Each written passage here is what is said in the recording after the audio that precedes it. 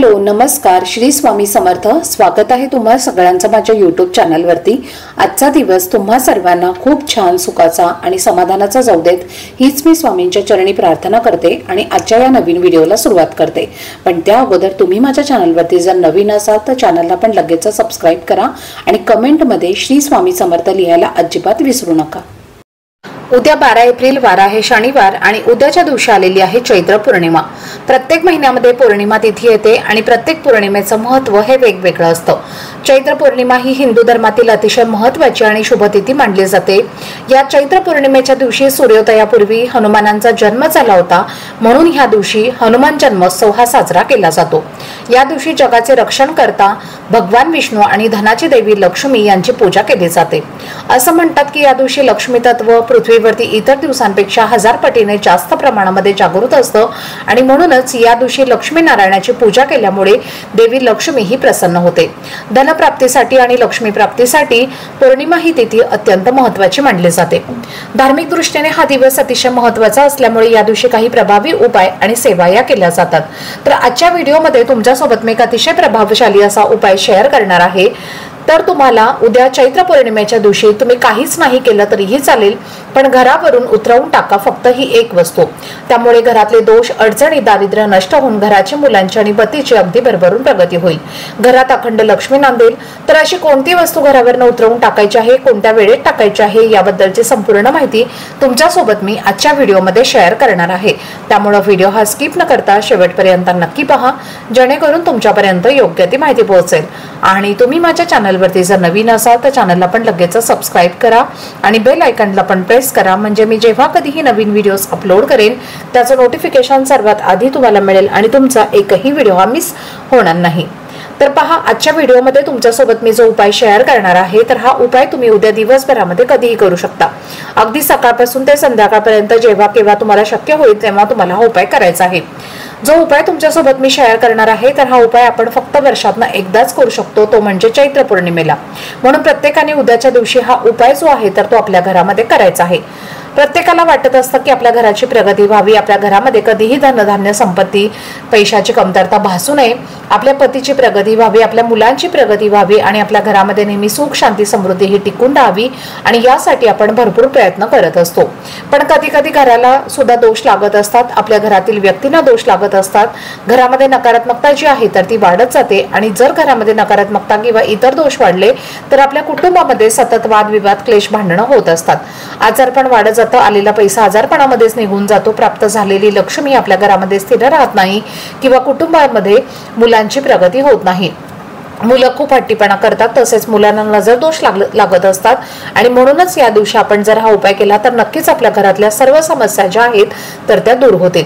त्याचबरोबर आपल्या घराला कोणी दोष लावलेली असतील तर ती सुद्धा आपल्या घरामध्ये अनेक अडचणी ज्या आहेत तर त्या आणत असतात आणि आपल्या घराच्या आजूबाजूला असे बरेच जळाऊ प्रवृत्तीचे लोक राहतात। ते आपल्यासमोर गोड बोलतात पण त्यांच्या मनामध्ये आपल्याबद्दल वाईट विचार असतात, तर ते आपलं वाईट कसं होईल यासाठी भरपूर प्रयत्न सुद्धा करत असतात आणि जसे लोक असतात तर तसे आपल्या घराला दोषे लावत असतात। आणि म्हणून विशिष्ट तिथींवरती जर आपण काही उपाय केले तर आपल्या घराला लागलेले दोष नकारात्मकता ही संपूर्णपणे नष्ट होते। त्यामुळे देवी लक्ष्मी सुद्धा आपल्यावरती प्रसन्न होते। तर उपाय करण्यासाठी तुम्हाला उद्या सकाळी लवकर उठायचं आहे, स्नान करायचं आहे, देवघरातल्या देवांची पूजा करून घ्यायची आहे। चैत्र पौर्णिमेला कुलदेवीची पूजा केली जाते। जर तुम्ही चैत्र नवरात्रीमध्ये कुलदेवीची ओटी भरली नसेल तर उद्या चैत्र पौर्णिमेला आवर्जून तुम्ही ओटी भरायची आहे। त्यामुळे कुलदेवीची जी कृपा आहे तर ती आपल्या कुटुंबावरती कायम राहत असते आणि ज्या घरावरती कुलदेवी प्रसन्न असते त्या कुटुंबाची प्रगती ही कोणीच थांबवू शकत नाही। तसेच कुलदेवीचा टाका असेल तर टाकावरती तुम्हाला कुंकुमार्चन करायचं आहे, धूपदीप अगरबत्ती लावून तुम्हाला वातावरण प्रसन्न करायचं आहे आणि त्यानंतर तुम्ही हा उपाय उद्या संध्याकाळपर्यंत कधीही करू शकता। तर उपाय करण्यासाठी तुम्हाला एक नारळ लागणार आहे। आता तुमच्या घरामध्ये 4 सदस्य असतील तर मुलं पकडून तुमच्या घरामध्ये 4 व्यक्ती असतील तर तुम्हाला 5 नारळ आणायचे आहेत आणि 1 नारळ आपल्याला आपल्या घरासाठी लागणार आहे। 2च तुम्हाला व्यक्ती तुमच्या घरामध्ये असतील तर 3 नारळ आणायचे आहेत। तर तुम्हाला हे नारळ आणल्यानंतर थोडंसं सोलून घ्यायचं आहे, नारळाला शेंडी राहील अशा पद्धतीने साल काढून तुम्हाला घ्यायची आहे। त्यानंतर शेंदुराने त्या नारळावरती तुम्हाला एक स्वस्तिक काढायचं आहे, प्रत्येक नारळावरती एक स्वस्तिक काढून घ्यायचं आहे। त्यानंतर हा नारळ आपल्या हातामध्ये घेऊन सर्वप्रथम आपल्या घरातील एका सदस्याला आपल्या समोर बसवायचा आहे आसनावरती बसवायचं आहे। नारळ जो आहे तर तो आपल्याला आपल्या उजव्या हातामध्ये घ्यायचा आहे। नारळाची शेंडी ही समोरच्या दिशेला असेल अशा पद्धतीने नारळ उजव्या हातामध्ये घ्यायचा आहे आणि समोरच्या व्यक्तीवरनं ज्या प्रकारे घड्याळाचा काटा फिरतो त्या प्रकारे गोलाकार तुम्हाला 7 वेळेला उतरवून घ्यायचा आहे आणि घराच्या बाहेर जाऊन तुम्हाला एका पिशवीमध्ये ठेवायचं आहे। पुन्हा घरामध्ये यायचं आहे, दुसरा नारळ घ्यायचा आहे, दुसऱ्या व्यक्तीवरनं सुद्धा तुम्हाला उतरवून घ्यायचं आहे, पुन्हा घराच्या बाहेर जाऊन त्या पिशवीमध्ये तुम्हाला ठेवायचं आहे। अशा पद्धतीने एक एक करून घरातल्या प्रत्येक सदस्यावरनं एक एक नारळ जो आहे तर तो उतरवून घ्यायचा आहे। नारळ उतरवत असताना श्री स्वामी समर्थ या मंत्राचा जप करायचा आहे। घरातल्या व्यक्तीवरनं नारळ उतरवून झाल्यानंतर शेवटचा एक नारळ जो आहे तर तो तुम्हाला घ्यायचा आहे आणि आपल्या घराच्या बाहेर जायचं आहे। घराकडे आतल्या साईडनं तोंड करून तुम्हाला उभं राहायचं आहे आणि नारळ आपल्या घराच्या मुख्य दरवाजावरनं ज्या प्रकारे घड्याळाचा काटा फिरतो त्या प्रकारे वरपासून खालीपर्यंत 7 वेळेला तुम्हाला उतरवून घ्यायचा आहे आणि नारळ हा सुद्धा तुम्हाला पिशवीमध्ये टाकायचा आहे। त्यानंतर सगळी नारळ घेऊन तुम्हाला घराच्या बाहेर जायचं आहे। आता जिथे कुठे वाहतं पाणी असेल त्या वाहत्या पाण्यामध्ये विसर्जित करायचं आहे। नारळाला साक्षात माता लक्ष्मीचं प्रतीक मानलं जातं।